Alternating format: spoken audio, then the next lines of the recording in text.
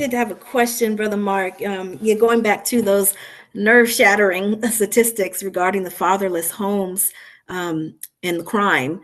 Why do you think that is? Why is that if there is, there's no father in the home, then there's the rapist, there's the person committing crimes, there's the dropping out of school. Why is that? What is, I mean, I myself, like my mom just spoke, Chief Mela spoke about, I didn't grow up with my father. My brother didn't either. Neither one of us turned to crime because we had a mother who raised us, with certain values, morals, and raised us, a certain way.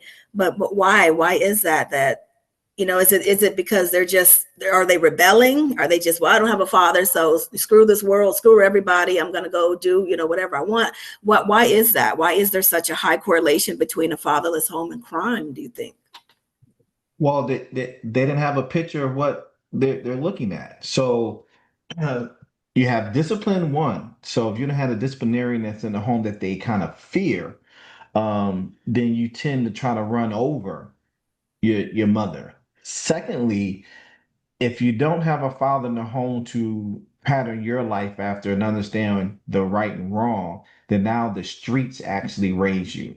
Mhm. So, prime example, um, what's his name? Eric Thomas, Dr. Eric Thomas, right? So when he left home, he had a stepfather, but he left home, decided to go to the streets. Well, when he went to the streets, he was following those in the street. So when you start following those in the streets because they were making money, say they were picking them up from school in Jeeps and because they were drug dealers. So you find yourself in a life of crime that you don't even know that's crime. Bobby Hemmings used to say it. He says, we grew up, some people grew up thinking that when you walk down the street and you see people doped out, cracked out on the street and drug addicts, you thought that was normal because you saw it every day. That's not normal. Mhm. That's So children that don't have a father in the home and they see things happening, they think that's normal. Well, one thing is wrong, and then it's a crime, and then you get put in the system because you didn't know it was a crime. mm, So you need guidance that's there. Like I said, um, I didn't have a father in the home, but I had uncles mhm. who, I looked at I have one that, every time I start a business, I go to his grave and drop a card. Well, the reason being is I watched him with 5 kids on welfare and go from that to being a Bell's bondsman on a barbershop and beauty salon, having a copy machine business that he was selling to the school system. So I watched him from being at the bottom and moving his way up. And then one of his pillars was God, right? So you have to be grounded. So I saw that as an example of it doesn't matter where I'm at.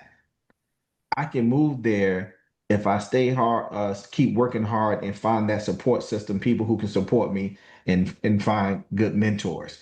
But if I went and started hanging out with people who were hustling, dealing drugs, etc., I'm doing what they're doing and I'm following. So when there's not a father in the home, who are they looking at as a male figure, right? You don't normally find a lot of females, okay, move that way far as males because they looking at their mother. They're patterning their lives after their mother. That's their role models. Okay, I'm gonna do what my mother does. Okay, she's successful. She goes on and work hard. So that's an example. But for a male, they need a male example. So that's when Doc said you really need a man to raise a boy. That's what she's talking about.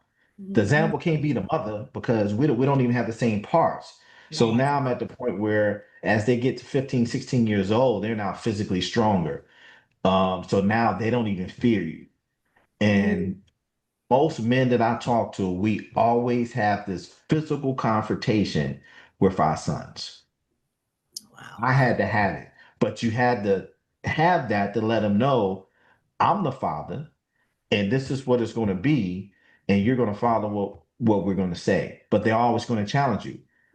So when most women they get into that situation, You got this boy and he's 6'1", he 230 pounds, and you're 180, say you're pushing 200, it doesn't matter. At that point, you have to call the police because you're like, I can't get into a physical confrontation. So I think it goes back to discipline, having a male there to discipline a child, especially a male. I'm not going to say so much for females because, again, they're going to pattern themselves after their mother, but they need to see that role model that's there, that's moving in the right direction. If they don't have a father in the home, then they need that village, that community of men who can point them in the right direction. No, Eric Thomas didn't get a PhD on his own. There's people at his best friend who first took him to church and introduced him to church. It was his pastor. It was deacons at the church. They brought him into the household. The people who paid for him to go to college. You know, so there's a group that got him to where he's at to have a PhD and be, the number one motivation speaker in the world. Right. So that was because he had that community. And we have to foster that type of community as just being men. And let's say, I understand that, if my brother ends up going to prison and he has children, I'm gonna have to step up and be that role model as well. Is it going to be some extra to do? Yes. But will it be worth it? Absolutely. you know so I think that's just important. I think that's the main reason. I didn't mean to go off on a tangent, but they have to see what that looks like, and then they're going to model that. But if all they see is drugs, crime, they think that's normal, and that's what they end up doing. That's, thank you. That definitely makes sense because it's so true what you said. A fruit or vegetable seed planted in a row can't grow up to be anything other than what was planted, watered, and tended to. So that's just so true. I just want to make this comment that as I just want to say, we know things happen, mistakes happen, pregnancies happen, but to any women and men out there that don't want to be parents, please, please do what you need to do to not bring these babies into this world, to not get pregnant as best you can, so that we can maybe try to decrease the amount of fatherless homes out there.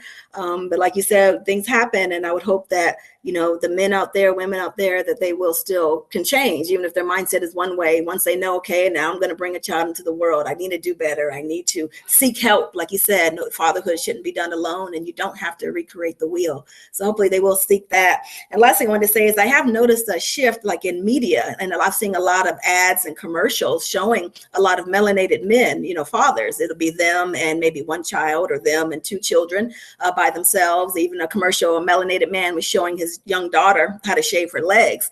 And, on a side note, I think there's still a little more propaganda at work there because they refuse to show the melanated family, the melanated woman, father, and children. But I still appreciate that they are showing more melanated men, fathers, in these ads, in these commercials. I do appreciate that.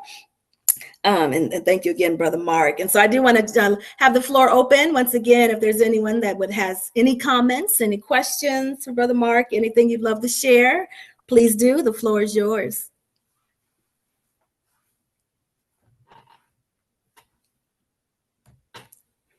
Going once, twice, three times. All right, so seeing no hands, I'm going to, Sister Carmela, I'm going to give it back to you. The floor is yours. Thank you, Brother Mark, and thank you, Tracy. It was just wonderful. I have just one announcement. We are continuing our celebration of the Patriarch Father's Day month with our podcast, The Patriarch Speaks.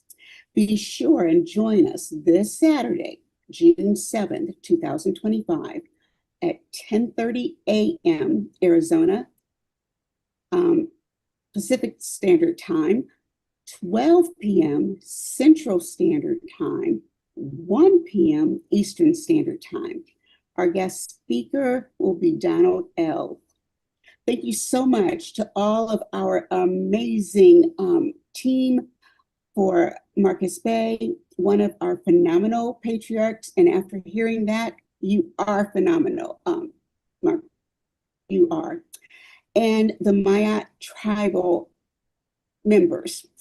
Thank you again to our pod team. Thank you to Chief Malo, who got all of our men in line for speaking. Thank you for that, because it does take time. So thank you to the podcast team, our tribal members, all who have joined us today. Thank you for watching. Peace and love, everyone. I'll Peace and see love. you Saturday. Peace and love. See you Saturday. All right. Thanks for having me. Thank you for being here. Peace and love.